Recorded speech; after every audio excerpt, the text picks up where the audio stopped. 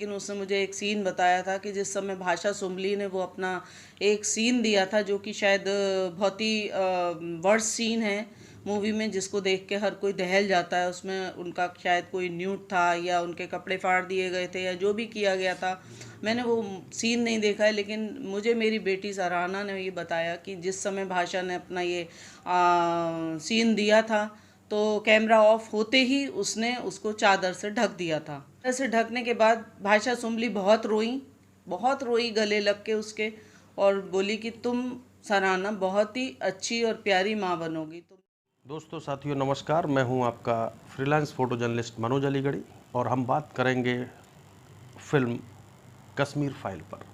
जी हां, जहां एक और 32 वर्ष पुराना कश्मीरी पंडितों पर जो अत्याचार हुआ था उसको फिल्म के माध्यम से दर्शाने की कोशिश की। वह फिल्म इतनी लोकप्रिय हुई कि हजारों करोड़ों लोगों के दिलों में उसने स्थान बनाया है। वहीं पर फिल्म निर्माताओं द्वारा लगभग 265 करोड़ रुपए की उन्होंने उससे इनकम भी की है। और बड़ी बात यह है कि ताला तालीम और तहजीब की नगरी अलीगढ़ से का भी विशेष योगदान रहा है। जी हाँ, मैं बात कर रहा हूँ अलीगढ़ की लाइन प्रोड्यूसर सराहना दीप की। जी हाँ, ये नाम है अलीगढ़ की। सराहना दीप ने दिल्ली से शिक्षा ग्रहण करी और उसके बाद बॉम्बे से MBA किया और उसके साथ में फिल्मी दुनिया के बड़े बड़े प्रोड्यूसर और डायरेक्टरों के साथ में कई फिल्मों में अपना योगदान दिया। द कश्मीर फाइल फिल्म ने करोड़ों लोगों के दिल में स्थान बनाया है। वहीं पर अगर हम बात करें लाइन प्रोड्यूसर की, तो फिल्म रिलीज होने से पहले उनका आकस्मिक निधन हो गया। उनके परिवारी लोग काफ़ी सदमे में हैं और उनका कहना है कि अगर हमारी बेटी होती और इतनी लोकप्रिय और ख्याति प्राप्त फिल्म को देखती तो यकीनन उसका जीवन सफल होता। आइए हम उनकी मदर से बात करते हैं कि इतनी फिल्म रिलीज होने के बाद में आप अपनी बेटी के संघर्ष को कैसे महसूस कर रही हैं। मेरा नाम अंजू सक्सेना है और सराहना की मम्मी हूँ। तो हम आपसे फिल्म की जो चूँकि बेटी थी आपकी तो पूरी बातें साझा करती होंगी, तो उन्होंने शिक्षा के बाद में इस लाइन में आने का कैसे मन बनाया और थोड़ा सा उनके संघर्ष के बारे में बताइए। संघर्ष तो देखिए, पहले हम लोगों ने तो उसने PCM ग्रुप से 12th किया था और हम लोग तो उसे IT क्षेत्र में पढ़ाने में इंटरेस्टेड थे, लेकिन उसका अपना इंटरेस्ट जो था ये था कि नहीं, मुझे मास कम्युनिकेशन में जाना है और मुझे कुछ डिफरेंट लाइन पकड़नी है। तो हमने उसे दिल्ली से मास कम्युनिकेशन बैचलर करवाया। वहाँ उसकी कैलिबर अपना इतना था कि उसने अपनी जॉब करते करते भी फाइनल ईयर में Q2A नामी की कंपनी थी, उसमें उसने आखिरी 6 महीने अपने एज ए प्रोड्यूसर काम किया उसमें। और काम करने के बाद फिर उसका मन आया कि नहीं, अब मुझे मास्टर्स करना है और मास्टर्स मुझे किसी अच्छे बड़े लीजेंड कॉलेज से करना है, जो कि मतलब जिससे कि भाई आगे मैं बढ़ सकूं। बैचलर का तो आपको पता है, अभी मास्टर्स करने के लिए फिर उसने सर्च किया, कुछ अपने प्रोफेसर्स से आइडिया लिया, तो उसको पता चला कि वहाँ बॉम्बे में सुभाष घई का एक कॉलेज है, विजलिंग वुड्स इंटरनेशनल। तो वहाँ उसने फिर अप्लाई किया, इंटरव्यू दिया। इंटरव्यू देने के बाद उसका सिलेक्शन हुआ दिल्ली में, तो वहाँ चली गई वो बॉम्बे से उसने 2 साल MBA किया। और वहाँ उसने काफ़ी चीज़ें अपने मतलब बहुत अच्छी उसमें सीखी कि भाई कहाँ उसको काम करना है, कहाँ नहीं करना है। उसको काफ़ी ऑफ़र मिले कि तुम मॉडलिंग में आ जाओ, उसमें आ जाओ, ये कर लो, एक्टिंग में आ जाओ, लेकिन उसको कुछ बैक कैमरा में ही इंटरेस्टेड था कि मैं कैमरा के सामने नहीं, पीछे से काम करना चाहती हूँ। तो उसे प्रोडक्शन लाइन में जो है काफ़ी इंटरेस्ट था। फिर उसने वहाँ बॉम्बे में जब तक MBA कंप्लीट किया तब तक उसे मुक्ता आर्ट्स में उन्होंने जॉब दिया और एज ए को प्रोड्यूसर वहाँ काम किया उसने। वो कांची मूवी बनी। उसके बाद एक बार विशेष भट्ट के यहाँ प्रोडक्शन हाउस में भी उसने कुछ समय काम किया, वहाँ काफ़ी बड़े बड़े सेट्स बनवाए अपने निगरानी में। और संजीव कपूर के प्रोडक्शन हाउस में भी कुछ टाइम काम किया और काफ़ी उसने इन सब से एक्सपीरियंस लेने के बाद वो नोएडा आ गई। हम लोगों के कहने से उसने नोएडा मूव कर लिया और नोएडा होम शॉप 18 में एज ए असिस्टेंट प्रोड्यूसर वो वहाँ काम करने लगी। और काफ़ी टाइम उसने अच्छा काम किया बहुत। अभी ये प्रोडक्शन का जो इसका ऑफ़र था, ये ऑफ़र इसको उनकी तरफ से मिला था, विवेक अग्निहोत्री जी और पल्लवी जी की तरफ से। तो इसने एक्सेप्ट करा, और जब ये शूटिंग स्टार्ट होने वाली थी तभी कोरोना आ गया था। 2020 मार्च में इन लोगों की फ़्लाइट थी 16 मार्च की, लेकिन उस समय कैंसिल हो गई। कैंसिल होने के बाद फिर ये लोग अपना अपना उसी में कोरोना में और लॉकडाउन में बैठे रहे। फिर इसके पास दोबारा कॉल आया तो इसने नवंबर में जाके वहाँ पे रेकी करी और पल्लवी जी के निर्देशन में, और वहाँ जाने के बाद इसने सब सेटअप वगैरह सेट कराया। उसके बाद आके और इनकी 4 दिसंबर 2020 से और 4 जनवरी 2021 तक शूट था इनका, जो कि देहरादून और मसूरी में हुआ कंप्लीट। और वहाँ से करने के बाद ये आ गई थी घर अपने, और पूरा इनका अपना ऑनलाइन ही चलता था सारा कुछ हिसाब किताब। तो आपने बताया कि देहरादून और मसूरी में शूटिंग हुई। जी जी तो जहाँ पर वहाँ शूटिंग के दौरान की बड़े बड़े जो फिल्म कलाकार थे, जैसे अनुपम खेर साहब हो गए, जी जी या पल्लवी जोशी जी हो गई, जी या विवेक अग्निहोत्री जी हो गए, या मिथुन दा अपने जमाने के सुपरस्टार हीरो थे, उनके बारे में भी कुछ अच्छी बातें साझा करती होंगी। उनकी बातें ये अच्छी साझी करती थी कि ये एक्चुअली सेट पे इनका काम यही था कि अगर 6 बजे 5 बजे से शूटिंग शुरू होनी है तो ये 4 बजे सेट पे पहुंच जाती थी। और मिथुन दा हैं, अनुपम जी हैं, इन लोगों को एयरपोर्ट से लेने के बाद पूरी रिस्पॉन्सिबिलिटी इन्हीं की रहती थी, सराहना की, और उनको लेके आना, उनके सारे खाने पीने का। आपकी बताती थी कि आज मैं मिथुन दा के साथ शूटिंग पे थी, तो कुछ तस्वीरें भी साझा करती होंगी। अपने जमाने के हीरो को जब देखती थी बेटे के साथ, बेटी के, जी तो एकदम आनंद की अनुभूति महसूस होगी कि भाई मैं फिल्मों पे जिसको देखा करती थी, पर्दे पे देखा करती थी, आज हमारी बेटी के साथ पहुंचने का उनको मौका मिला। वो एक्चुअली मेरी बेटी इतनी सिंपल थी कि वो वहाँ से मुझे अपने फ़ोटो भी साझा नहीं करती थी। मैं उसको बोलती भी थी कि तुम हर समय जो है अनुपम सर के साथ और मिथुन दा के साथ रहती हो, और इन लोगों के साथ पल्लवी जोशी और ये लोग, वृंदा खैर भी थी, तो काफ़ी दोस्ताना था इन लोगों का, बच्चों का तो आपस में। तो वो कहती थी कि नहीं, मेरे को ना दिखावा पसंद नहीं है, आप स्टेटस पे डाल दोगी, लोगों को दिखाओगी, वो सब मुझे पसंद नहीं है। तो बोली कि मैं अच्छा भेजती हूँ आपको कुछ फ़ोटो, लेकिन आप किसी को सेंड नहीं करोगी। तो मैंने मतलब उनको लगता था कि अगर मेरी मदर या फादर अगर सोशल मीडिया पे फोटो डालेंगे तो मैं तो रहती हूँ बाहर, और मदर और फादर की मुसीबत बढ़ जाएंगी, लोग मिलने वाले आएंगे, फोटोग्राफ लेने शुरू कर देंगे। उसको ज़्यादा शौक नहीं था। वो कहती थी कि हमारे यहाँ प्रोडक्शन में और फिल्म मेकिंग में सिखाया जाता है कि जो ये फिल्म स्टार्स होते हैं तो ये आपके नीचे आते हैं, तो इसलिए जो है आप लोग फिल्म स्टार से बहुत ज़्यादा, उनको ज़्यादा तवज्जो नहीं, बहुत तवज्जो नहीं देती। शाहरुख खान थे, बहुत लोगों से उसकी मुलाकात हुई, बॉम्बे में तो बहुत लोगों से मिलती रही हमेशा इन लोगों के साथ में। अनिल कपूर थे, शाहरुख खान थे, और बाकी सलमान खान थे, सभी शूट पे आया करते थे मोस्टली। और अक्सर ये लोग विजलिंग वुड्स भी आते थे, क्योंकि विजलिंग वुड्स में अपने आप में बहुत सारी शूटिंग्स होती हैं, मूवीज़ की होती हैं उसमें। तो मैडम फिल्म देखने गई थी जिस दिन फिल्म रिलीज हुई थी, आप उस दिन गई? अभी मैंने नहीं देखी मूवी। आखिर क्यों नहीं देखी? ऐसा है मूवी, आपकी बेटी की संघर्ष और मेहनत की सफलता की कहानी बहुत बता रही है, और आप फिल्म देखने नहीं? अभी मैं फिल्म देखने इसलिए नहीं गई हूँ क्योंकि मैं अपने उसमें अखिल भारतीय महिला कायस महासभा अलीगढ़ की अध्यक्ष भी हूँ, चुनी गई हूँ इस बार। क्या पूरा थिएटर बुक कराएं? मैं सबको दिखाने ले जाऊंगी, तभी जाऊंगी। क्या बात है, उसमें मेरा भी नाम जरूर जोड़ लीजिएगा। अपने जितने मेरे मेंबर्स हैं उन सबको मैं मूवी दिखाने लेके जाऊंगी। तो ये प्लान हम लोग अभी नेक्स्ट नवरात्रों के बाद में हम लोग कर रहे हैं, तो उन लोगों के साथ में ही मूवी देखेंगे हम लोग। हमेशा ये है उसका सेट पे, जब वो कांची में रही वहाँ भी उसने अपनी पूरी तरह से मेहनत करके और काम को किया। वो पहली मूवी थी, लेकिन उसने सीखा बहुत कुछ। जितने प्रोडक्शन हाउस में काम किया उसने काफ़ी कुछ सीखा, इतना कि अपने द कश्मीर फाइल्स के सेट पर उसका नाम बड़े फ़ख्र से ही बुलाया जाता था। और उसका मेनली जो काम रहता था वो फिल्म स्टार्स को, आप समझिए, एयरपोर्ट से लेने के बाद से पूरी मूवी शूट तक पूरी जिम्मेदारी उसी की रहती थी। सराहना दीप, लाइन प्रोड्यूसर, हमेशा जो है अनुपम जी के साथ और ये आपके मिथुन दा के साथ में उनका अरेंजमेंट्स करना, उनको शूट पे लेके आना, उनको शूट में पूरा खाने पीने का भी ख्याल रखना, हर चीज़ का ख्याल रखना, शूट पे क्या हो रहा है, कैसे हो रहा है, क्या मैनेज करना है, किसको जाना है, किसकी कितनी टैक्सी हो रही हैं, किसकी कितनी फ़्लाइट टिकट हो रही हैं, ये सारा कुछ मेंटेन जो है वो लाइन प्रोड्यूसर ही करता है।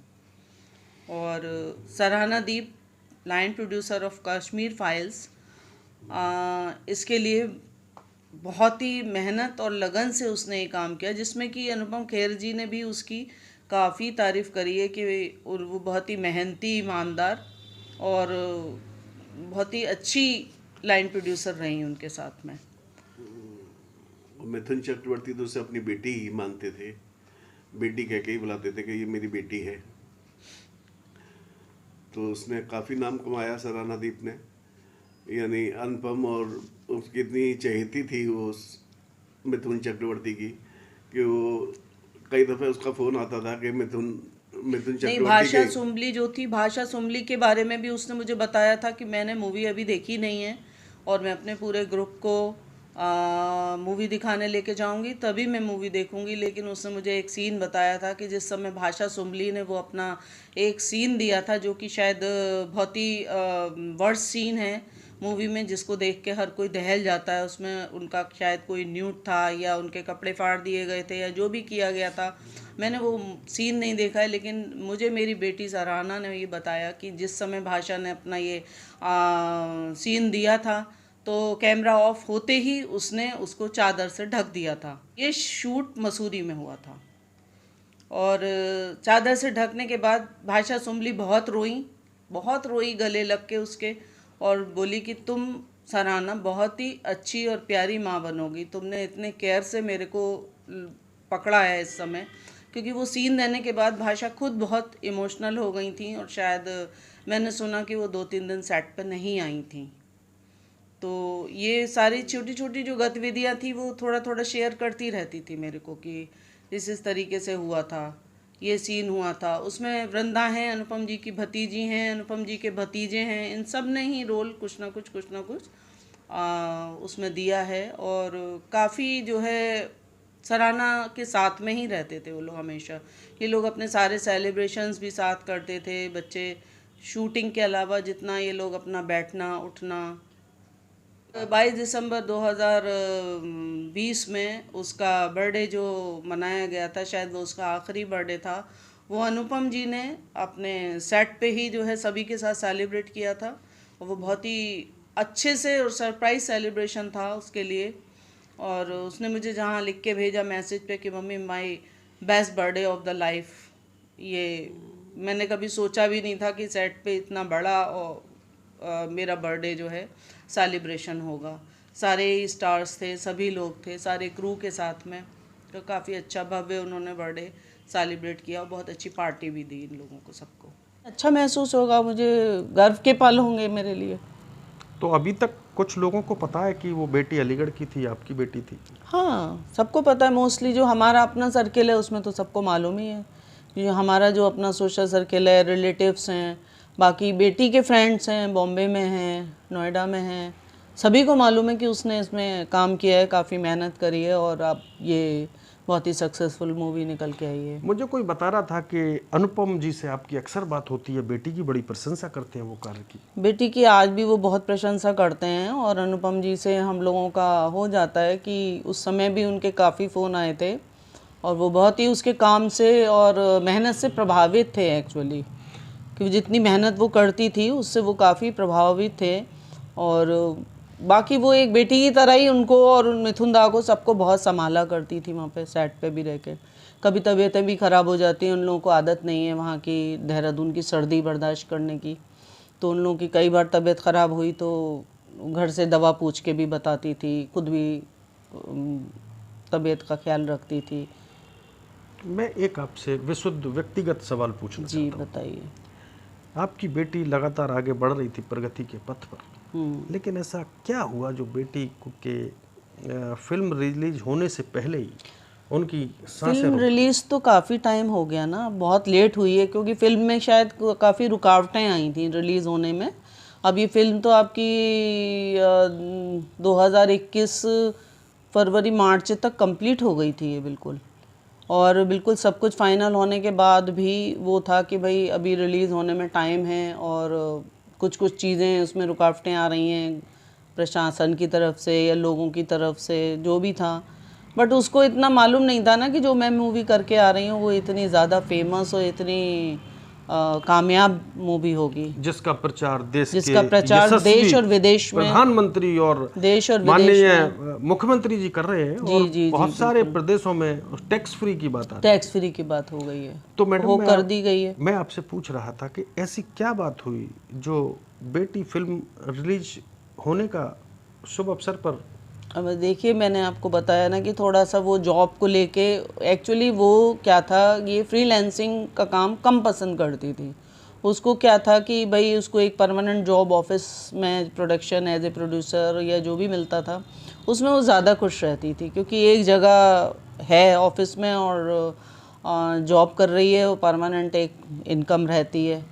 और बच्चे में इतनी कैलिबर था कि वो खाली बैठने में थोड़ा परेशान महसूस हो रही थी। और फिर अप्रैल मई में दोबारा जो आया 2021 में कोविड, उसमें वो पूरी तरह टूट गई थी। तो क्या कहेंगे बेरोजगारी के चलते, कोविड और बेरोजगारी के चलते उनका। हाँ, कहीं भी ये भी एक वो है रहा रीज़न, जो कोविड और जो जॉबलेस होना, ये बहुत बड़ा एक कारण था उसके लिए। हाँ, हमारे 30 लिए जून खुशियों को हमारे लिए अपने नहीं, साथ नहीं ले हमारे तो खुशियाँ। खराबी दिन था वो जी बहुत। जी। तो मैडम वो कौन सी मनहूस घड़ी थी जो बेटी आपसे जुदा हो गई, और क्या उसका मूल कारण था जो इतना डिप्रेशन में वो आ गई। बस डिप्रेशन घर के अंदर ही था उसको, कि वो कहीं ना आना था ना जाना था, और जो भी चीज़ें थी वो उसके अंदर ही थी। परेशान थी वो जॉब को ही लेके मेनली। नहीं, जॉब को लेके परेशान थी, लेकिन आप पूरे तरीके से सक्षम है, समाज के जिम्मेदार व्यक्ति हैं। वहीं ये दूसरी तो ओर समृद्ध नागरिक हैं, ये व्यापार तो भी चल रहा आप है। समझा ही तो सकते हैं पेरेंट्स कि wait and watch, wait and watch, ये था ना। वो वैसे तो बीच में ये फ्रीलांस का काम उसने लिया था, जो उसके पास आया था कर लिया, लेकिन अदरवाइज वो 2 साल से खाली थी।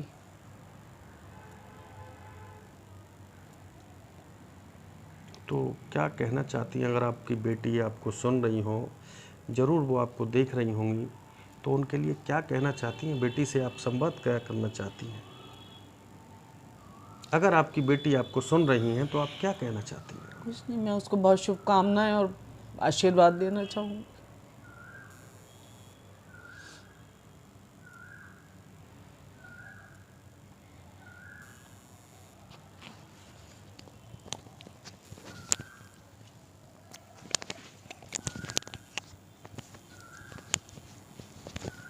फिल्म कश्मीर फाइल की लाइन प्रोड्यूसर सराहना दीप के फादर हमारे साथ हैं, हम उनसे बात करेंगे।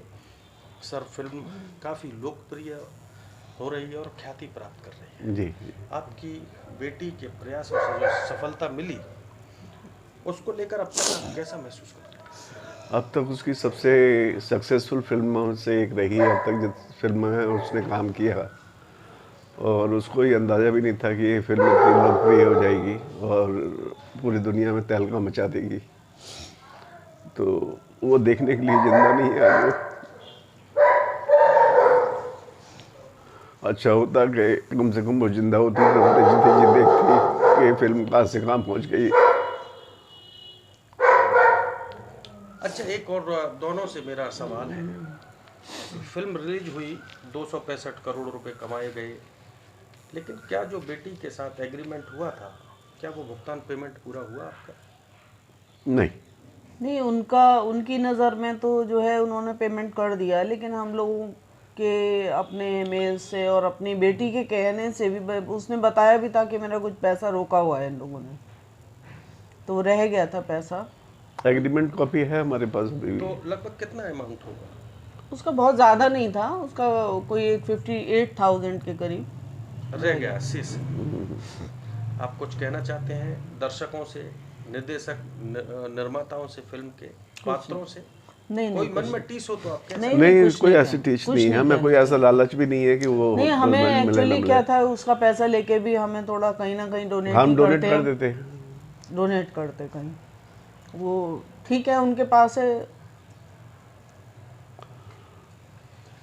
ऐसा कुछ हमें कहना नहीं है उन लोगों के लिए। तो साथियों, जहां एक और देश के प्रधानमंत्री के साथ साथ कई प्रदेशों के मुख्यमंत्री प्रमोशन एक्टिविटीज पर करोड़ों लाख रुपए का खर्चा कर रहे हैं, वहीं पर जो सफल फिल्म लाइन प्रोड्यूसर द्वारा जो उनका भुगतान शेष रह गया है, उसकी भी बात करेंगे। मैं उम्मीद ही नहीं, आशा करता हूं कि फिल्म के निर्माता और निर्देशक इस परिवार की लोगों की समस्या से अपने आप को जरूर जोड़ेंगे और इनकी दिल की बात और मन की बात को सुनेंगे। मैं हूं आपका मनोज अलीगढ़ी, बहुत जल्द मुलाकात होगी। बहुत बहुत धन्यवाद। जय हिंद।